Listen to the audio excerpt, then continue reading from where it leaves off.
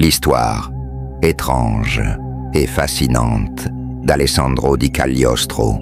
Imaginez un homme qui prétendait détenir le secret de l'immortalité, séduisant les rois et terrifiant l'Église, mais dont la vie était un tissu de mensonges et de mystères.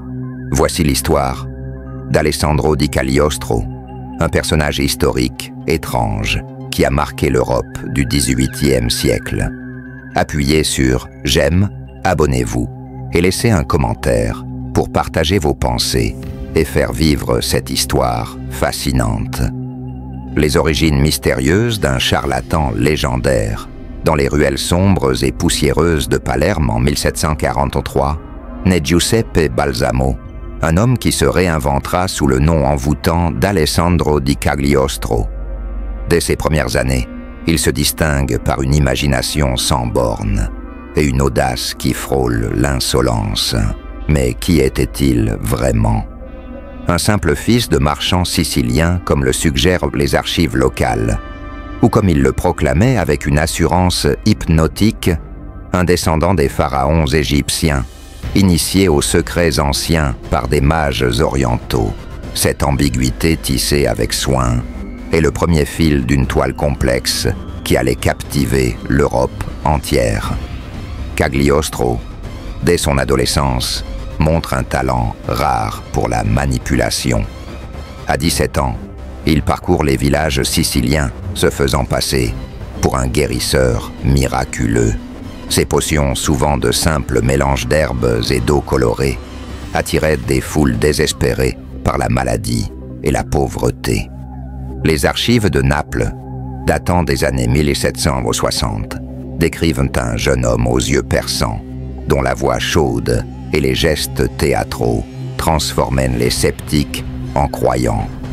Il vendait non seulement des élixirs, mais aussi des rêves, l'immortalité, la richesse, la santé éternelle. Pourtant, derrière ce charisme se cachait une réalité plus sombre. Les historiens modernes comme Iain McCalman, dans The Last Alchemist, suggèrent que Cagliostro n'était qu'un escroc de génie exploitant la crédulité d'une époque où l'alchimie et la science se confondaient. Imaginez-vous dans une taverne sicilienne, éclairée par des chandelles vacillantes, écoutant cet homme décrire ses prétendus voyages en Égypte, où des prêtres anciens lui auraient transmis des secrets interdits. Son talent ne résidait pas dans la vérité, mais dans sa capacité à rendre l'impossible crédible. Ses premières escroqueries étaient modestes, mais révélaient un esprit calculateur. Il vendait des amulettes soi-disant enchantées et des manuscrits alchimiques falsifiés. À Palerme, une anecdote rapporte qu'il avait convaincu un orfèvre de financer un rituel pour transformer du plomb en or, seulement pour disparaître avec l'argent. Ce genre de tromperie, bien que risqué, lui permit de financer ses voyages vers l'Europe continentale. Mais ce n'était pas seulement l'argent qui motivait Cagliostro. Il cherchait la gloire, le pouvoir et une place dans l'histoire. À mesure qu'il gagnait en audace, ses ambitions grandissaient. Il quitta la Sicile pour Rome, puis Londres, où il commença à fréquenter des cercles plus influents. Là, il perfectionna son personnage, un noble mystérieux, vêtu de robes ornées parlant, avec l'autorité d'un prophète.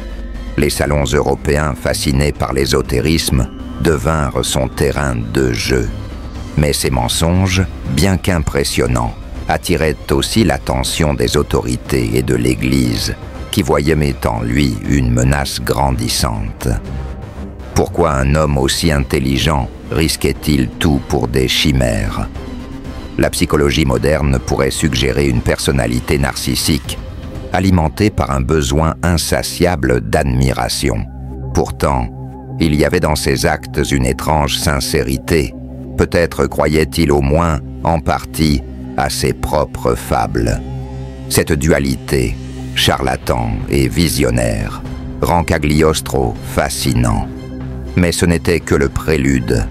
Ses origines troubles n'étaient que la première étape d'une vie marquée par des actes encore plus audacieux et troublants.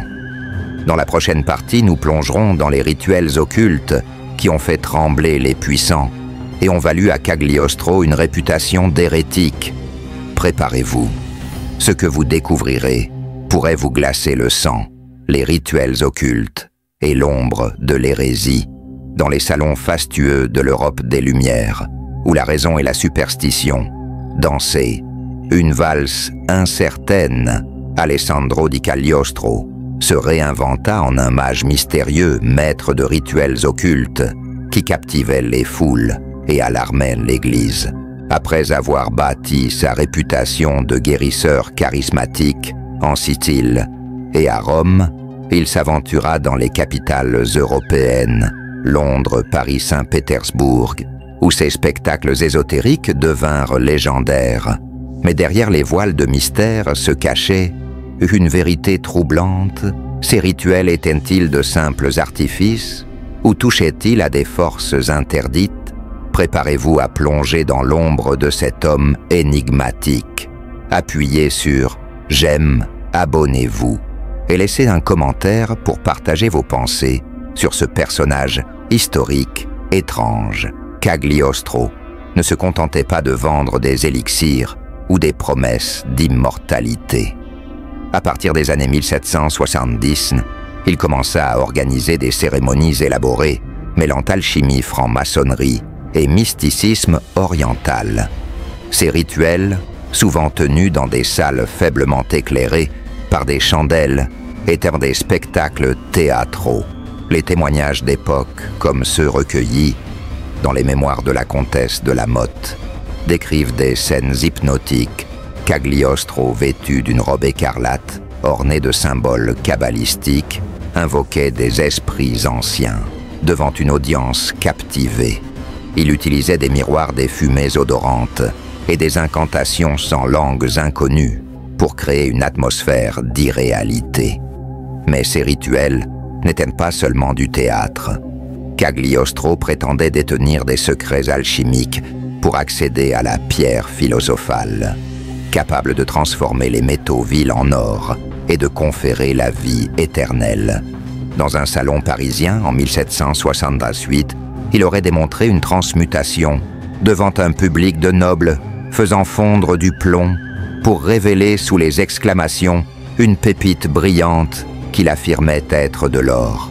Les chimistes modernes, analysant ces récits, suggèrent qu'il utilisait des techniques simples, comme des alliages préparés à l'avance, ou des poudres chimiques réagissant à la chaleur. Pourtant, à l'époque, ces démonstrations étaient perçues comme des miracles, renforçant sa réputation de mage divin. Cependant, ces pratiques attiraient l'attention de l'Église catholique, qui voyait en Cagliostro une menace hérétique. À une époque où l'Inquisition surveillait encore les idées subversives, ces rituels, mêlant mysticisme et franc-maçonnerie, étaient considérés comme une défiance directe à l'autorité religieuse. Les archives du Vatican étudiées par l'historien John Dickey mentionnent des rapports de prêtres dénonçant Cagliostro comme un sorcier cherchant à corrompre les âmes. En 1780, à Strasbourg, il fonda sa propre loge maçonnique, l'ordre égyptien, qui promettait une initiation spirituelle à ses membres. Ce groupe, mélangeant rituels alchimiques et symbolisme ésotérique, attira des aristocrates et des intellectuels, mais aussi les foudres de l'Église. Imaginez-vous dans une de ces cérémonies. La salle est plongée dans une pénombre oppressante, l'air saturé d'encens. Cagliostro au centre lève les bras, ses yeux brillants de ferveur. Les spectateurs, riches et influents, retiennent leur souffle alors qu'il promet de révéler les secrets de l'au-delà. Mais derrière cette mise en scène, une question demeure: croyait-il vraiment en ses propres pouvoirs? La psychologie moderne pourrait diagnostiquer une forme de mégalomanie où Cagliostro, intoxiqué par son propre mythe, se voyait comme un prophète. Pourtant, certains témoignages suggèrent qu'il agissait avec un cynisme calculateur, exploitant la fascination de l'époque pour l'occultisme. Cette dualité visionnaire ou charlatan, rendaient Cagliostro dangereux. Ces rituels, bien que spectaculaires, semaient la discorde. À Paris, des rumeurs circulaient. Certains affirmaient avoir vu des visions lors de ces cérémonies, tandis que d'autres criaient à l'escroquerie. En 1781, un scandale éclata lorsqu'un noble alsacien accusa Cagliostro d'avoir volé une somme colossale sous prétexte d'un rituel pour invoquer un ange gardien. Bien que l'affaire fût étouffée, elle marqua le début d'une surveillance accrue de la part des autorités religieuses et séculières. L'Église en particulier ne pouvait tolérer un homme qui prétendait rivaliser avec les miracles divins. Les jésuites influents à l'époque le qualifièrent de faux prophète et pressèrent les cours européennes de l'arrêter. Pourtant, Cagliostro, avec son charisme magnétique, parvenait toujours à s'échapper, passant d'une ville à l'autre, laissant derrière lui des adeptes dévoués et des ennemis acharnés. Mais ces rituels n'étaient que la surface d'un jeu plus vaste. Ses liens avec les sociétés secrètes, comme les Illuminati et les francs-maçons, allaient bientôt plonger Cagliostro dans un réseau d'intrigues politiques et ésotériques. Dans la prochaine partie, nous explorerons comment cet homme, avec son audace et ses mensonges, s'est retrouvé au cœur des cercles les plus puissants d'Europe, et pourquoi cela a scellé son destin. Si vous pensez que ces rituels étaient troublants, attendez de découvrir ce qui suit, les liens dangereux avec les sociétés secrètes. Dans l'ombre des palais et des loges secrètes de l'Europe des Lumières, Alessandro di Cagliostro tissait une toile d'influence qui le propulsait au cœur des cercles les plus énigmatiques de son temps. Après avoir captivé les foules avec ses rituels occultes, il s'aventura dans un territoire encore plus périlleux, les sociétés secrètes, francs-maçons, Illuminati et autres groupes ésotériques voyant en lui un allié charismatique, mais aussi un pion dans leur jeu de pouvoir. Comment un charlatan sicilien est-il devenu un acteur clé dans les intrigues politiques du XVIIIe siècle, plongé dans cette histoire fascinante, et découvrez les secrets d'un personnage historique, étrange qui jouait avec le feu. Appuyez sur « J'aime », abonnez-vous et laissez un commentaire pour partager vos pensées et faire vivre ce récit captivant. À la fin des années 1770, Cagliostro s'était forgé une réputation de mage et d'alchimiste, mais son ambition le poussait à chercher des alliés puissants. Les loges maçonniques, en pleine expansion à travers l'Europe, offraient un terrain fertile. La franc-maçonnerie, avec ses rituels symboliques et ses idéaux d'égalité, attirait des intellectuels, des nobles et même des têtes couronnées.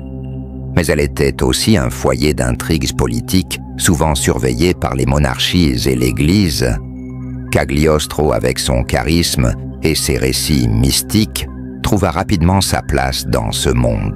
En 1777, à Londres, il fut initié à la franc-maçonnerie, mais il ne se contenta pas d'être un simple membre. Il fonda sa propre loge, l'ordre égyptien, qu'il présentait comme une version supérieure, mêlant alchimie, mysticisme oriental et promesse d'illumination spirituelle. Cet ordre égyptien, décrit dans les écrits de l'historien John Dickey, était un mélange audacieux de spectacle et de subversion.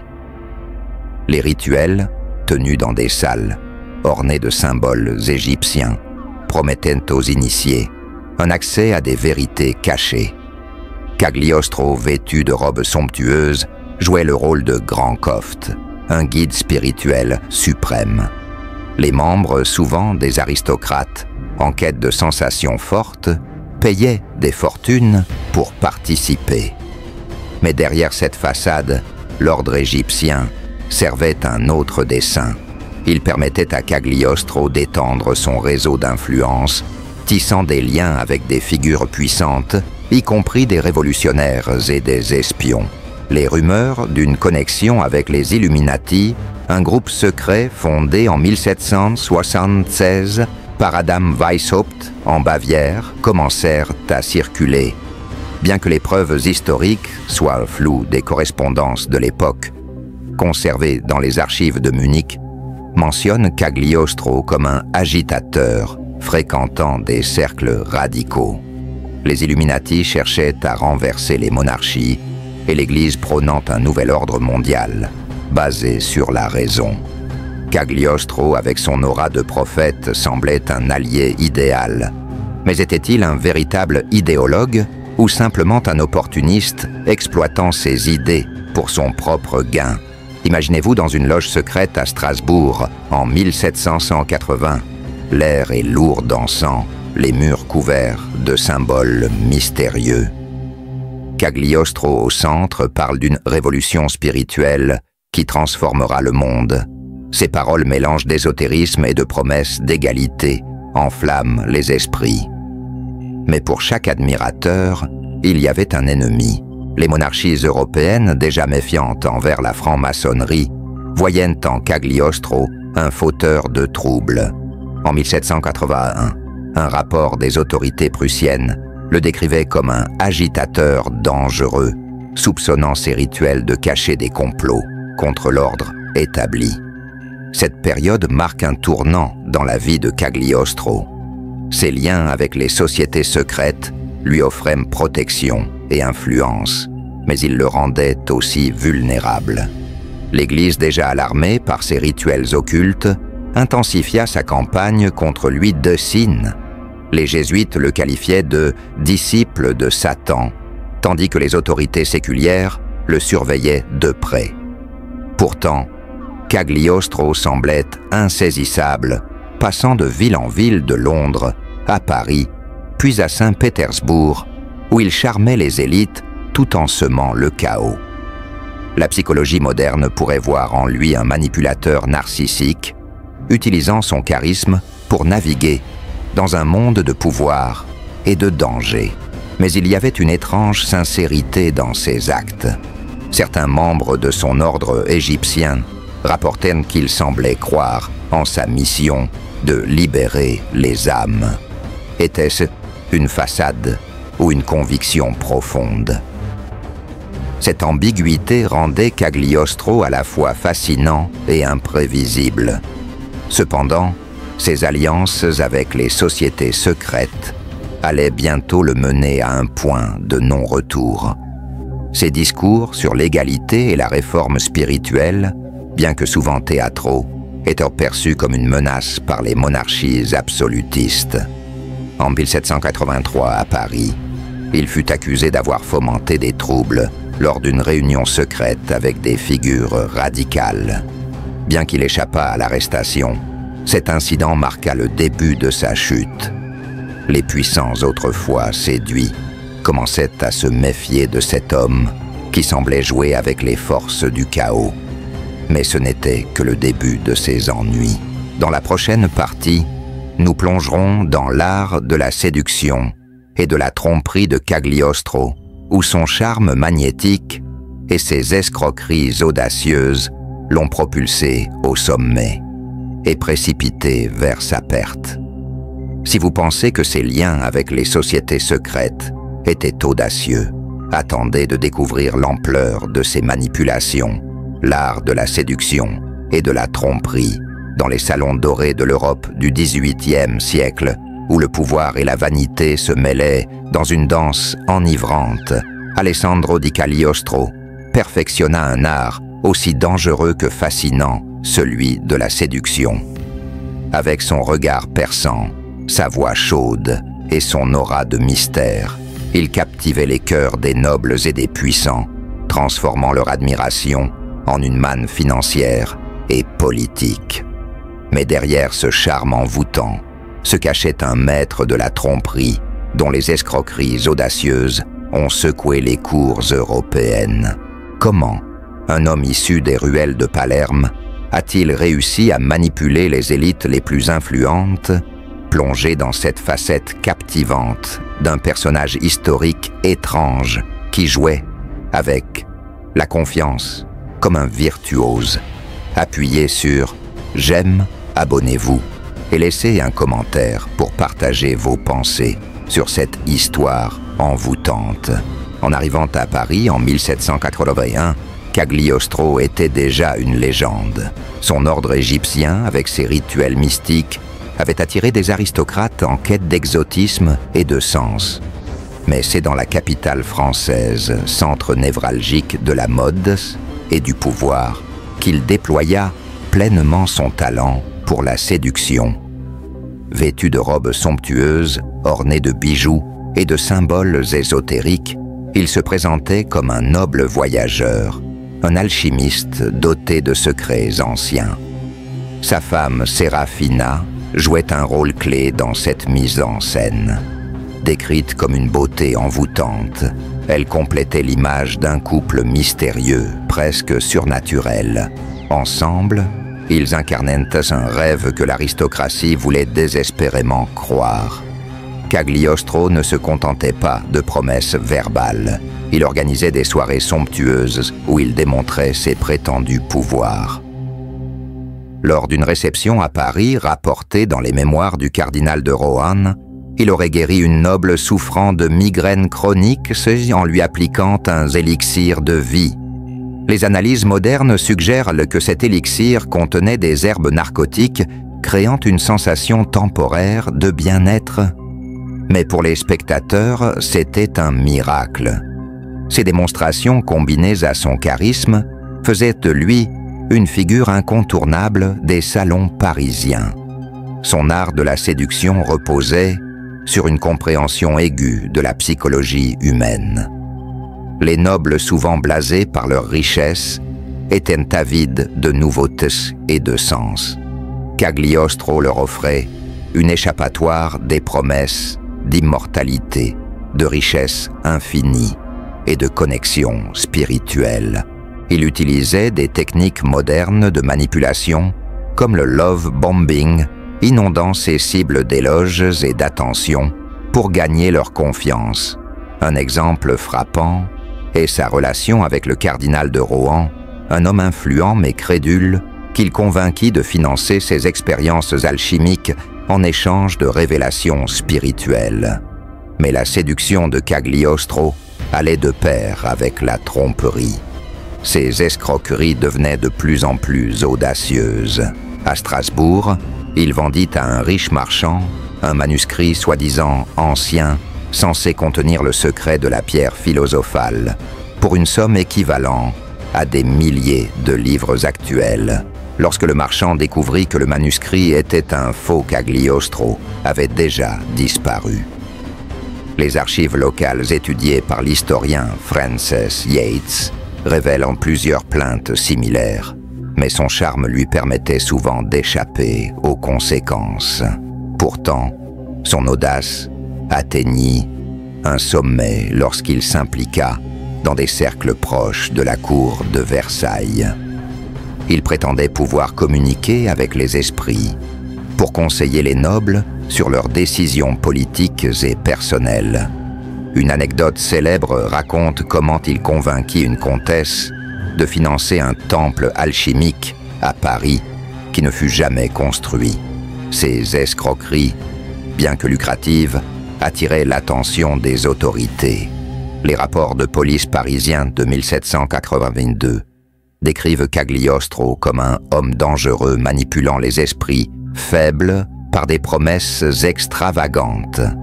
Imaginez-vous dans un salon parisien éclairé par des lustres scintillants. Cagliostro au centre raconte une histoire envoûtante sur ses voyages en Orient, où il aurait appris les secrets des anciens. Les nobles, suspendus à ses lèvres, lui offrent bijoux et argent pour un élixir ou un rituel. Mais derrière ce spectacle, une tension grandit. Chaque mensonge, chaque promesse non tenue resserrait le nœud autour de son cou. La psychologie moderne pourrait diagnostiquer chez Cagliostro un trouble de la personnalité antisociale, caractérisé par un mépris des conséquences et une obsession pour le contrôle. Pourtant, il y avait dans son audace une forme de génie, Il comprenait que la foi des autres en lui était sa plus grande arme. Mais cette arme était à double tranchant. Ses manipulations, bien que brillantes, semaient deux ennemis. Les nobles dupés, les prêtres outragés et les autorités méfiantes formèrent une coalition grandissante contre lui. En 1783, un scandale mineur éclata lorsqu'un noble alsacien révéla avoir été ruiné par un investissement dans les expériences alchimiques de Cagliostro. Bien qu'il échappât une fois de plus à l'arrestation, sa réputation commençait à vaciller. Ce n'était que le prélude à un scandale encore plus retentissant qui allait secouer la cour de France. Dans la prochaine partie, nous plongerons dans l'affaire du collier, un scandale qui a lié Cagliostro à l'un des plus grands drames politiques du XVIIIe siècle, ternissant son nom à jamais. Si vous pensez que ces tromperies étaient audacieuses, attendez de découvrir comment il s'est retrouvé au cœur d'une tempête royale, l'affaire du collier et le scandale parisien. Dans l'éclat éblouissant de la cour de Versailles, où chaque mot et chaque geste étaient scrutés, Alessandro di Cagliostro se retrouva au cœur d'un scandale qui allait ébranler la monarchie française. L'affaire du collier survenue en 1785 est l'un des épisodes les plus infâmes du XVIIIe siècle. Un tourbillon de mensonges, d'ambition et de trahison qui impliqua la reine Marie-Antoinette elle-même. Comment un charlatan sicilien, avec son charisme envoûtant, s'est-il retrouvé mêlé à cette tempête politique, plongé dans ce drame captivant, où l'ombre de ce personnage historique étrange plane sur l'un des scandales les plus retentissants de l'histoire, appuyé sur « J'aime », abonnez-vous et laissez un commentaire pour partager vos pensées sur cette intrigue palpitante. L'affaire du collier commence avec un bijou extravagant, un collier de diamants valant 1,6 million de livres, une fortune colossale à l'époque. Conçu pour Madame du Barry, ancienne maîtresse de Louis XV, ce bijou fut proposé à Marie-Antoinette qui le refusa. Mais Jeanne de La Motte, une intrigante, ambitieuse, élabora un complot pour s'approprier le collier en se faisant passer pour une confidente de la reine. Cagliostro alors, au sommet de sa gloire à Paris, entra dans ce jeu dangereux, non pas comme instigateur, mais comme une figure clé dont le charisme et la réputation jouèrent un rôle crucial. Cagliostro avait gagné la confiance du cardinal de Rohan, un homme riche mais désespéré de regagner les faveurs de Marie-Antoinette. Rohan, convaincu que Cagliostro possédait des pouvoirs mystiques, le consultait régulièrement pour des conseils spirituels. Jeanne de La Motte exploita cette relation, convainquant Rohan que Cagliostro pouvait faciliter une réconciliation avec la reine grâce à ses dons. Selon les archives judiciaires de l'affaire, conservées à la Bibliothèque nationale de France, Cagliostro organisa des séances occultes pour Rohan, prétendant communiquer avec des esprits qui confirmèrent les intentions de la reine. Ces séances tenues dans des salles sombres, avec encens et incantations, renforçaient la crédulité de Rohan, le rendant vulnérable aux manipulations de La Motte. Imaginez la scène, une pièce plongée dans l'obscurité, illuminée par des chandelles vacillantes. Cagliostro, vêtu de sa robe écarlate, murmure des paroles mystérieuses promettant à Rohan que la reine lui accordera son pardon. Serafina, sa femme, joue un rôle de soutien, ajoutant une touche de grâce à ses rituels. Mais derrière ce spectacle, Cagliostro savait-il qu'il était manipulé par La Motte. Les historiens comme Antonia Fraser dans Marie-Antoinette de Journey débattent de son degré d'implication. Certains le considèrent comme un complice actif, utilisant l'affaire pour renforcer son influence. D'autres, comme l'historien Thomas Carlyle, suggèrent qu'il était un pion aveuglé par son propre ego. Lorsque le complot fut découvert, La Motte avait falsifié des lettres de la reine pour convaincre Rohan d'acheter le collier, le scandale éclata. La cour déjà méfiante envers Marie-Antoinette s'enflamma. La reine, bien qu'innocente, fut accusée de frivolité et de corruption, alimentant la colère du peuple à l'aube de la Révolution française. Cagliostro, arrêté avec sa femme, en août 1785, fut emprisonné à la Bastille. Les interrogatoires mots rapportés dans les procès-verbaux de l'époque révèlent un homme défiant, refusant d'admettre toute culpabilité. Il déclara « Je ne suis qu'un humble serviteur des forces divines, accusé par l'ignorance. » Son séjour à la Bastille, bien que bref, fut un tournant. Libéré en 1786, faute de preuves directes, il fut banni de France. Mais le mal était fait. Sa réputation autrefois éclatante était ternie. Les journaux parisiens, comme le Mercure de France, le dépeignaient comme un charlatan dangereux, un manipulateur qui avait osé jouer avec la couronne. Pourtant, même dans l'adversité, Cagliostro conservait son aura. Lors de son procès, son éloquence et son calme impressionnèrent certains spectateurs qui voyaient en lui un martyr de la liberté spirituelle. La psychologie moderne pourrait analyser son comportement comme celui d'un manipulateur pathologique, capable de s'adapter à toute situation pour survivre. Mais il y avait aussi une tragédie dans son parcours.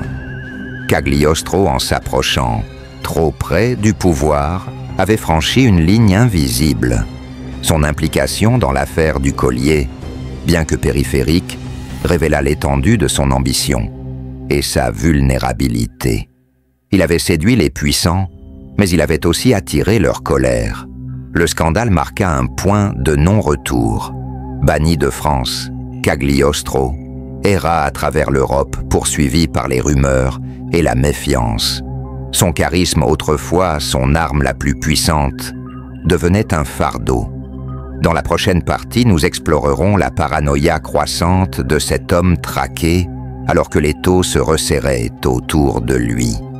Si vous pensez que l'affaire du collier était choquante, attendez de découvrir comment la peur et l'isolement ont transformé ce personnage historique étrange, la paranoïa d'un homme traqué.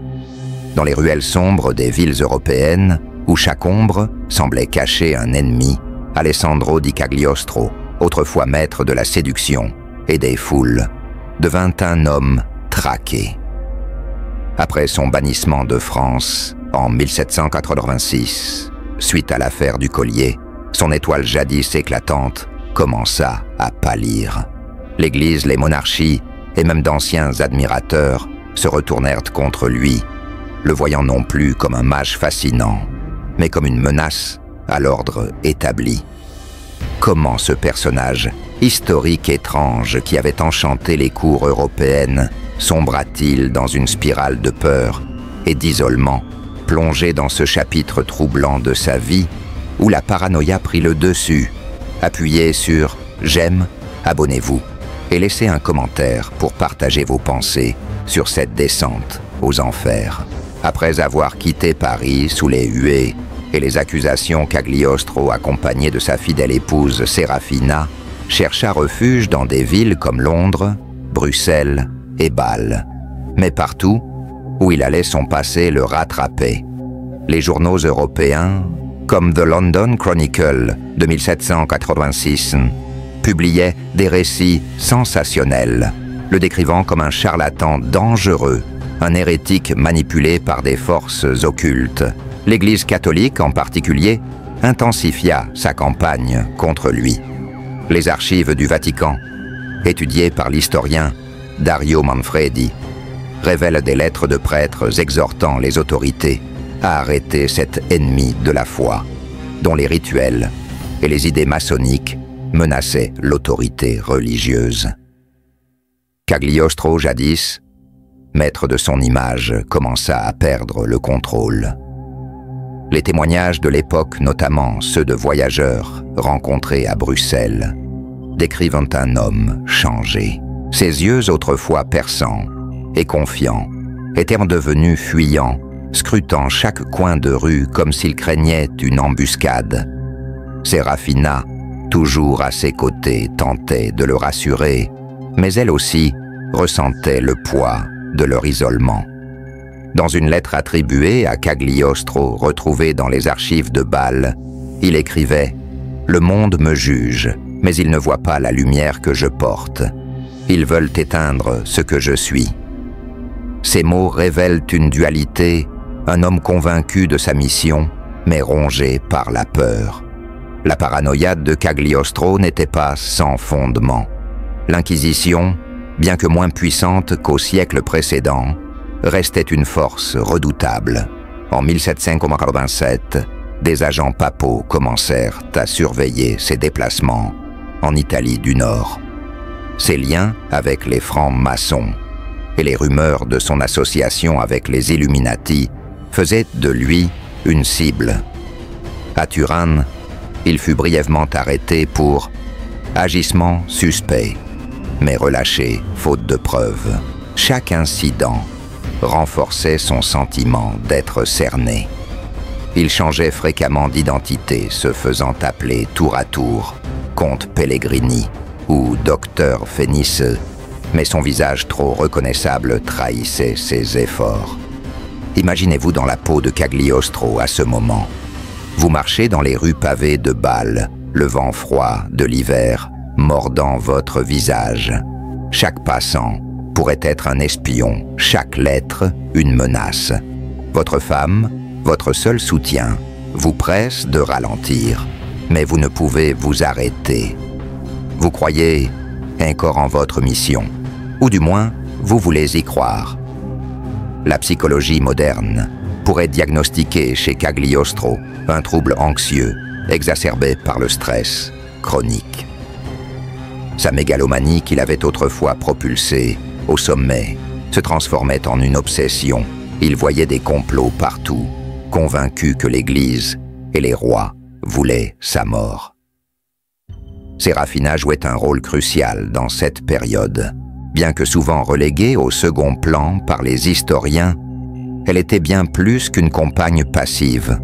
Les récits d'époque la décrivent comme une femme intelligente, manipulant les apparences pour protéger son mari. À Londres, elle négocia avec des imprimeurs pour publier des pamphlets, défendant Cagliostro, accusant ses ennemis de jalousie. Mais même son dévouement ne pouvait contrer la vague montante contre lui. Les anciens alliés, comme les nobles qui l'avaient charmé, se détournaient, craignant d'être associés à un homme désormais maudit. Cette période d'errance révéla aussi une facette tragique de Cagliostro. Malgré ses mensonges, il semblait croire en une forme de vérité supérieure. Dans des cercles privés, il parlait de réformer le monde, à travers ses idées maçonniques prônant une égalité spirituelle qui résonnait avec les prémices de la Révolution française. Mais cette vision, bien que séduisante, était dangereusement naïve. À une époque où l'absolutisme régnait, de telles idées étaient explosives. Les monarchies européennes, déjà ébranlées par des soulèvements, voyaient en lui un agitateur potentiel. En 1788, alors qu'il cherchait refuge en Suisse, un incident marqua un point culminant de sa paranoïa. Convaincu qu'un aubergiste était un espion papal, Cagliostro provoqua une altercation publique, accusant l'homme de vouloir l'empoisonner. L'épisode rapporté dans un journal local montre un homme au bord de la rupture, incapable de distinguer la réalité de ses peurs. Ce comportement erratique aliéna même ses derniers partisans, qui commençaient à douter de sa santé mentale. Pourtant, même dans cette période sombre, Cagliostro conservait une étrange aura. Certains, fascinés par son mythe, continuaient de le voir comme un prophète persécuté. Cette dualité entre génie et folie rend son histoire si captivante. Mais l'étau se resserrait. L'Inquisition, déterminée à l'arrêter, préparait un piège qui allait sceller son destin. Dans la prochaine partie, nous plongerons dans la prison, où Cagliostro connut une fin tragique entouré de mystères qui persistent encore aujourd'hui. Si vous pensez que sa paranoïa était déchirante, attendez de découvrir le sort qui l'attendait. La prison et la fin tragique. Dans les entrailles humides et glaciales d'une forteresse oubliée, Alessandro Di Cagliostro, autrefois maître des salons européens, connut une fin aussi énigmatique que sa vie. Après des années d'errance poursuivi par l'Église et les autorités, ce personnage historique, étrange, fut finalement capturé, emprisonné et condamné à une mort lente dans l'obscurité. Mais sa fin, loin de clore son histoire, donna naissance à des légendes persistantes. Et si Cagliostro, l'alchimiste qui promettait l'immortalité, avait réellement vaincu la mort, plongez dans ce chapitre poignant et découvrez le destin tragique d'un homme dont le mythe continue de hanter l'histoire. Appuyez sur « J'aime », abonnez-vous et laissez un commentaire pour partager vos pensées sur cette fin bouleversante. En 1789, après des années de fuite à travers l'Europe, Cagliostro commit une erreur fatale. Il retourna en Italie, un territoire sous l'emprise de l'Inquisition. À Rome, où l'Église exerçait un contrôle absolu, il tenta de relancer son ordre égyptien, espérant reconquérir son aura d'antan. Mais l'Inquisition, qui le traquait depuis des années, saisit l'occasion. En décembre 1589, il fut arrêté sous l'accusation d'hérésie et de pratiques maçonniques. Serafina, sa fidèle épouse, fut également emprisonnée, bien que son sort reste moins documenté. Les archives du Vatican, étudiées par l'historien Dario Manfredi, décrivent Cagliostro comme un ennemi public de la foi, accusé de propager des idées subversives et de défier l'autorité divine. Cagliostro fut enfermé dans la forteresse de San Leo, une prison isolée perchée dans les montagnes des Apennins. Les conditions y étaient inhumaines, une cellule exiguë sans lumière naturelle, où l'humidité rongeait les murs et où les prisonniers survivaient à peine. Les rapports des gardiens conservés dans les archives locales décrivent un Cagliostro initialement défiant, proclamant son innocence avec l'éloquence qui l'avait rendu célèbre. « Je suis un serviteur de la vérité, et vous ne pouvez emprisonner la lumière », aurait-il déclaré lors de son interrogatoire. Mais l'isolement et la brutalité de San Leo brisèrent peu à peu son esprit. Imaginez-vous dans cette cellule sombre, où le seul son est celui des gouttes d'eau tombant du plafond. Cagliostro, jadis, vêtu de robes somptueuses, est réduit à des haillons, ses mains tremblantes, griffonnant des symboles ésotériques sur les murs. Serafina, emprisonnée ailleurs, n'était plus là pour le soutenir. Les gardiens rapportaient qu'il parlait seul, murmurant des incantations ou des prières, comme s'il cherchait à invoquer une dernière fois les esprits qu'il prétendait maîtriser. La psychologie moderne pourrait interpréter ce comportement comme un signe de dissociation, un mécanisme de défense face à un stress extrême. Mais pour Cagliostro, ces moments étaient peut-être une tentative désespérée de s'accrocher à son mythe. Les circonstances de sa mort, en 1795, restent entourées de mystères. Selon les registres officiels, il succomba à une maladie, probablement une infection, causée par les conditions insalubres de la prison. Mais d'autres récits, propagés par ses disciples et rapportés dans des pamphlets de l'époque, affirment qu'il fut empoisonné par l'Inquisition pour mettre fin à son influence. Plus troublante encore, certains prétendirent qu'il n'était pas mort. Des rumeurs colportées dans les cercles maçonniques suggéraient qu'il avait utilisé ses connaissances alchimiques pour feindre sa mort et s'échapper. Une lettre anonyme découverte à Naples en 1796 affirmait avoir vu Cagliostro en Orient, vivant sous une nouvelle identité. Ces légendes d'immortalité ne sont pas surprenantes. Cagliostro avait passé sa vie à promettre la vie éternelle, et son charisme avait gravé son image dans l'imaginaire collectif. Même en prison, il inspirait des récits fantastiques. Un gardien de San Leo raconta qu'il avait trouvé dans sa cellule un manuscrit inachevé rempli de symboles ésotériques et de formules alchimiques. Ce document, s'il a existé, a disparu, alimentant les spéculations sur les secrets qu'il aurait pu contenir. Les historiens modernes, comme Iain McCalman, estiment que ces rumeurs étaient en partie orchestrées par les disciples de Cagliostro, déterminés à préserver son mythe. Serafina, libérée après 1 an, joua un rôle ambigu dans cette période. Certaines sources suggèrent qu'elle tenta de rallier les partisans de son mari, publiant des textes le défendant comme un martyr. D'autres affirment qu'elle se distancia de lui, épuisée par des années de scandale. Son destin après 1795 est incertain. Elle disparaît des archives, laissant derrière elle une ombre presque aussi mystérieuse que celle de son mari. La mort de Cagliostro, ou du moins sa disparition officielle, ne mit pas fin à son influence. Dans les années qui suivirent, des sociétés secrètes continuèrent de se réclamer de son héritage, et son nom devint synonyme de mystère et de rébellion. Mais cette fin tragique révèle aussi une vérité humaine. Derrière le masque du mage se cachait un homme vulnérable, écrasé par le poids de ses propres mensonges et ambitions. Dans la dernière partie, nous explorerons l'héritage durable de Cagliostro, un homme dont le mythe continue d'inspirer et de diviser.